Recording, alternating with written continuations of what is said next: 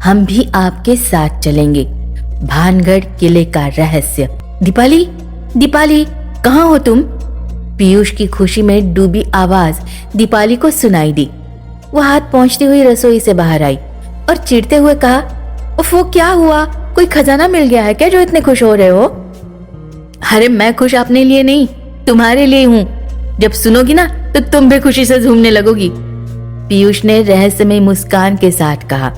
अच्छा, अब ज्यादा भूमिका बनाने की कोई जरूरत नहीं है। हाँ, क्या बात है बताओ ना जल्दी जल्दी, नहीं तो मैं रसोई में चली जाऊंगी। हाँ, मैं ऐसे तुम्हारी बातों में फंसने वाली नहीं हूँ। छोटी सी बात को बढ़ा चढ़ा कर कहने की तुम्हारी तो आदत ही है, दीपाली ने अनमने ढंग से कहा और वो वहां से जाने लगी। अरे अरे रुको तो, तुम अपनी प्रिय सहेली रेखा से मिलने के लिए बहुत दिनों से बेताब थी ना, तो मैंने सोचा क्यों न तुम्हारी ये ख्वाहिश पूरी कर दूं। पीयूष ने मुस्कुराते हुए कहा। क्या कहा आपने? आप मुझे रेखा से मिलवाने लेकर जाएंगे? मुझे तो ऐसे लग रहा है जैसे आज सूरज पूरब से नहीं पश्चिम से निकला होगा। तभी तो मेरे व्यस्त पतिदेव अपने कीमती समय में से मेरे लिए थोड़ा समय निकालने की बात कर रहे हैं। मुझे तो ये सुनकर विश्वास ही नहीं हो रहा। पर ये चमत्कार हुआ कैसे? दीपाली ने व्यंग्यात्मक लहजे में पूछा। अरे यार, तुम तो ना हमेशा काट खाने को दौड़ती हो यार। क्या करूं, मुझे समय नहीं मिल पाता। मेरा भी मन होता है ना कि मैं भी अपने परिवार के साथ वक्त बिताऊं। अब तुम अलवर चलने की तैयारी कर लो। मुझे ऑफिस के काम के सिलसिले में जयपुर जाना है, वो भी पूरे 15 दिनों के लिए। तो मैंने सोचा तुम्हें तुम्हारी सहेली के पास अलवर छोड़ दूंगा और जब मैं अपना काम निपटा लूं तो लौटते हुए तुम्हें लेता आऊंगा। क्यों, अब तो ठीक है ना? अब तो खुश? पीयूष ने बड़े प्यार से कहा। क्या आप सचमुच कह रहे हैं? दीपाली ने अविश्वसनीय लहजे में पूछा। हाँ भाई, मैं बिल्कुल सच कह रहा हूँ। हम कल ही यहाँ से निकल जाएंगे। तुम पैकिंग कर लो आज, हाँ पूरी। पीयूष ने मुस्कुराकर कहा।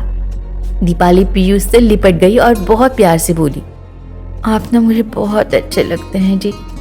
पीयूष ने मुस्कुराते हुए उसे अपनी बाहों में समेट लिया। दीपाली ने यह सूचना अपनी सहेली रेखा को दी और दूसरे ही दिन वो अलवर के लिए निकल पड़े। पीयूष ने दीपाली को अलवर छोड़ा और वो स्वयं जयपुर के लिए निकल गया। दीपाली रेखा से मिलकर बहुत खुश हो गई थी। दूसरे दिन वो दोनों अलवर घूमने के लिए निकली। वहां की खूबसूरती को देखकर दीपाली बहुत खुश हो गई। दीपाली को वैसे भी ऐतिहासिक स्थलों को देखना बड़ा अच्छा लगता था। 2-3 दिनों में रेखा ने दीपाली को अलवर के सभी देखने लायक स्थलों का दर्शन करवाया था। रात को जब सभी खाने की मेज पर बैठे थे तो रेखा के पति ने कहा, अब आप यहाँ तक आई है तो भानगढ़ का किला भी जरूर देख लीजिए। वो किला यहाँ से ज्यादा दूर नहीं है। आप लोग सुबह जाकर शाम को लौट सकती हैं। उस किले का रहस्यात्मक इतिहास है। अब उसमें सच्चाई कितनी है पता नहीं, इस विषय में तो कुछ नहीं कहा जा सकता, पर मानने वाले सच्चाई को स्वीकार करते ही हैं। रेखा के पति ने दीपाली से कहा, नहीं दीपाली, वहां नहीं जाएंगे। कहते हैं कि उस किले में आत्माओं का वास होता है। वहां कोई भी शाम को नहीं जाता। जो लोग वहां घूमने जाते हैं वो अंधेरा होने से पहले वहां से चले आते हैं। अब मुझे ही देख लो, अलवर में रहते इतने सारे वर्ष बीत गए, पर मैं आज तक उस किले को देखने नहीं गई। रेखा ने कहा, नहीं रेखा, मैं वहां जरूर जाऊंगी। तुम्हें तो पता ही है ना, मुझे ऐतिहासिक स्थलों को देखने का कितना शौक है। प्लीज। दीपाली ने अपनी बात स्पष्ट की। अरे पर दीपाली, भानगढ़ के अतिरिक्त बहुत सुंदर स्थान है, वहां चलो ना तुम, हम घूम आएंगे वहां पर भानगढ़ के किले में नहीं जाना है। मैंने कह दिया तो कह दिया, रेखा ने गुस्से में कहा। नहीं रेखा, मुझे भानगढ़ का किला देखना है, मुझे मत रोकना प्लीज, दीपाली ने जिद की। दूसरे दिन दीपाली रेखा और उसके पति के साथ भानगढ़ के किले में गई। उस किले के अंदर प्रवेश करते ही दीपाली को ठंडी हवाओं के झोंकों ने स्पर्श किया। उस हवाओं में इत्र की खुशबू का एहसास हुआ दीपाली को। दीपाली के मुंह से अनायास ही निकल गया, इन ठंडी हवाओं में कितनी अच्छी सुगंध आ रही है। क्या क्या कहा तुमने? ठंडी हवाओं का झोंका और खुशबू? अरे यहाँ गर्मी से बुरा हाल हुए जा रहा है और मैडम आपको यहाँ शिमला की ठंडी हवाओं का एहसास हो रहा है? रेखा ने ढल्ला कर पूछा।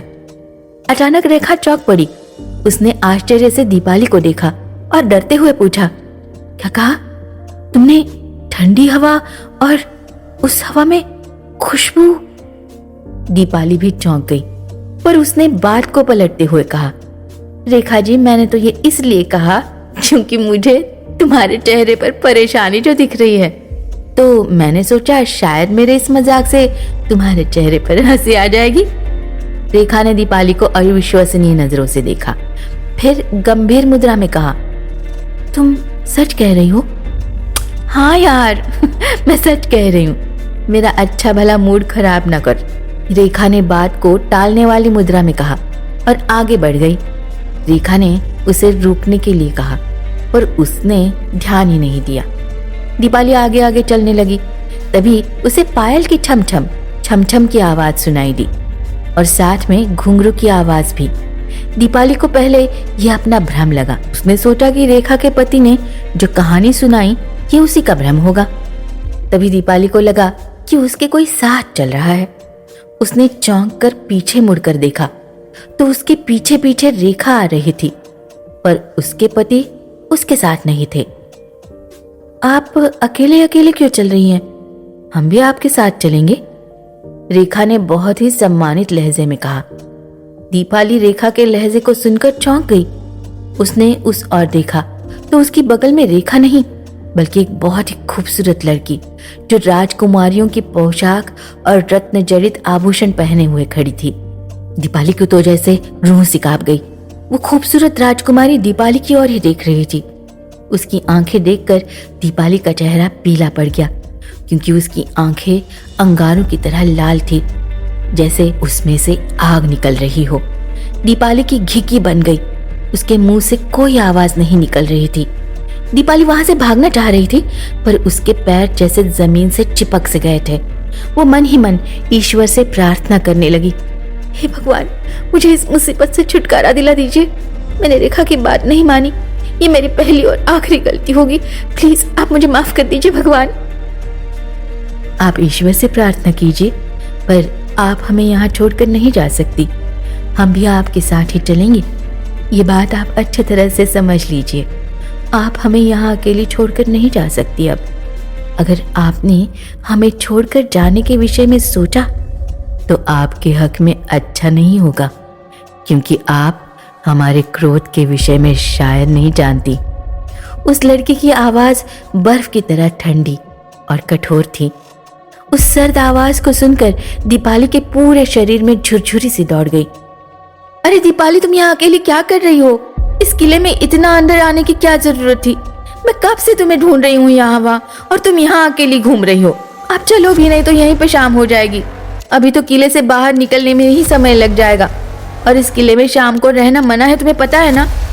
रेखा ने झल्ला कर कहा और दीपाली का हाथ पकड़कर उसे खींचने लगी। दीपाली रेखा के साथ चल रही थी। उसे पायल की छम छम छम छम की आवाज सुनाई दे रही थी। वो अंदर ही अंदर कांप रही थी। वो रेखा से कुछ कह भी नहीं पा रही थी, क्योंकि रेखा ने तो पहले ही उसे कहा था कि वो इस किले में न आए। तभी अचानक रेखा का हाथ उसके हाथ से छूट गया और वो उछलकर हवा में लटक गई। रेखा की हालत देखकर दीपाली के मुंह से चीख निकल गई। वहां किले में जो इक्का दुक्का लोग थे वो भी दूसरे सिरे पर थे। वहां तक दीपाली की चीखें नहीं पहुंच सकती थी। तभी वो खूबसूरत राजकुमारी सामने आ गई। उसने गुस्से में गुर्राते हुए कहा, आप इसे अपने साथ नहीं ले जा सकती। हमारी बात आपको समझ में नहीं आती क्या? आप यहाँ से अकेले जाइए, और अगर आपने अपनी सहेली को ले जाने की कोशिश की तो हम आपको भी यहाँ से नहीं जाने देंगे। तब तक रेखा ऊपर से जमीन पर आ गिरी थी। उसके चेहरे पर मौत की परछाई दिखाई दे रही थी। उसने रेखा को घूर कर देखा, जैसे कह रही हो, मैंने तुम्हें मना कर दिया था ना यहाँ न चलो, पर तुमने मेरी बात नहीं मानी। अब इस मुसीबत से कैसे छुटकारा मिलेगा? तभी दीपाली को याद आया कि उसने भूतों के विषय में पढ़ा था कि भूत प्रेतों की शक्तियां दिन में ज्यादा प्रभावशाली नहीं होती, और वो जहाँ रहती है वहां से दिन में बाहर नहीं आती। वो रात में जब शक्तिशाली होती है तब उस स्थान से बाहर निकलती है।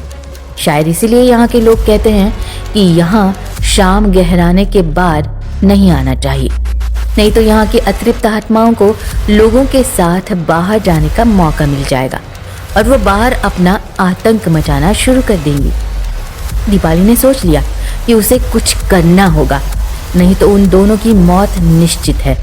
अगर वो अपनी योजना में सफल रही तो ठीक है, वरना ईश्वर की जो आगे इच्छा होगी वही होगा। उसने इतनी देर में इतना तो सोच लिया और समझ लिया कि इस खूबसूरत राजकुमारी की आत्मा दुष्ट नहीं है, इसे प्यार से काबू किया जा सकता है। आगे जो होगा देखा जाएगा। आप मुझे अपने साथ यहाँ रखना चाहती है, जिससे शाम को आप मेरे साथ यहाँ से निकलकर बाहर जा सके ना? दीपाली ने बहुत विनम्र स्वर में पूछा। हाँ, हम यही चाहती हैं, उस आत्मा ने कठोर शब्द में कहा। ठीक है, मैं आपके साथ यहाँ रहने के लिए तैयार हूँ, पर मेरी आपसे एक विनती है, आप मेरी सहेली को यहाँ से जाने दीजिए ना। दीपाली ने डरते हुए कहा। ठीक है, हम आपकी सहेली को कुछ नहीं करेंगे, वो जा सकती है, उस आत्मा ने कहा। आत्मा की रजामंदी सुनकर दीपाली के चेहरे पर आशा की किरण दिखाई दी, जबकि रेखा का चेहरा भय से पीला पड़ चुका था। रेखा ने डरते हुए कहा, तुम यहाँ क्यों रहना चाहती हो? मैं भी तुम्हारे साथ यहीं रहूंगी। नहीं, तुम मेरे साथ नहीं रहो, हो सकता है राजकुमारी को अपने आसपास ज्यादा लोग पसंद नहीं है। तुम जाओ यहाँ से, दीपाली ने रेखा की ओर देखते हुए कहा और आंखों से यहाँ से जाने का इशारा कर दिया। रेखा को ज्यादा कुछ समझ तो नहीं आया, पर वो इतना तो समझ गई कि दीपाली कुछ सोच समझ कर ही ऐसा कह रही है। और दूसरी बात ये भी थी कि अब और दूसरा कोई रास्ता भी नहीं था।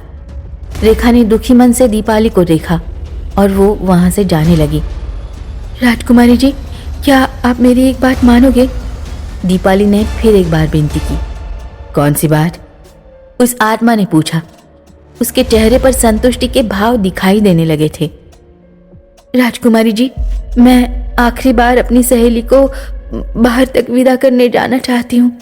आप भी मेरे साथ चलिए, क्योंकि आज के बाद मैं अपनी सहेली के कभी साथ नहीं रह पाऊंगी। बिछड़ने का गम क्या होता है आप समझ सकती है। दीपाली ने बहुत ही मायूसी से कहा। उसका मन भय से कांप रहा था। वो सोच रही थी, अगर ये आत्मा बाहर तक जाने के लिए तैयार नहीं हुई तो उसकी मौत आज निश्चित ही है। ठीक है, चलो, हम भी आपके साथ बाहर तक चलेंगे। हमें भी बहुत समय हो चुका है इस महल से बाहर निकले हुए, उस आत्मा ने मंद मंद मुस्कुराते हुए कहा। दीपाली उस आत्मा के साथ चलने लगी। उसके पायल की छम छम छम छम सुनाई देने लगी। थोड़ी देर में दीपाली उस आत्मा के साथ किले की सीढ़ियों पर आ गई। रेखा किले के बाहरी हिस्से में पहुंच गई थी। वहां कुछ लोग इधर उधर टहल रहे थे। तभी दीपाली थोड़ा पीछे हटी और दौड़कर एक लंबी छलांग लगा दी। वो किले के बाहरी हिस्से में जा गिरी थी। दीपाली को एक कठोर आवाज सुनाई दी। तुमने धोखा किया मेरे साथ। उसे चोट तो बहुत आई थी, पर वो उठकर फिर भागने लगी और किले के गेट के बाहर निकल गई। रेखा भी उसके पीछे भाग रही थी। वहां जो लोग खड़े थे वो भी आश्चर्य से उन दोनों को भागते हुए देख रहे थे। रेखा के पति को भी कुछ भी समझ में नहीं आया, लेकिन वो इतना तो जरूर समझ गए थे कि मामला जरूर गंभीर है। वो भी तेज कदमों से चलते हुए कार की तरफ पहुंचे। दीपाली और रेखा तब तक गाड़ी में बैठ चुके थे। अब दीपाली को पायल की छमछम सुनाई नहीं दे रही थी। रेखा के पति ने बैठते ही गाड़ी स्टार्ट कर दी और फिर कार तेजी से सड़क पर दौड़ने लगी। दीपाली और रेखा ने डरते हुए शीशे में से पीछे देखा तो वहां कोई नहीं था। दोनों ने अपनी आंखें बंद कर ली।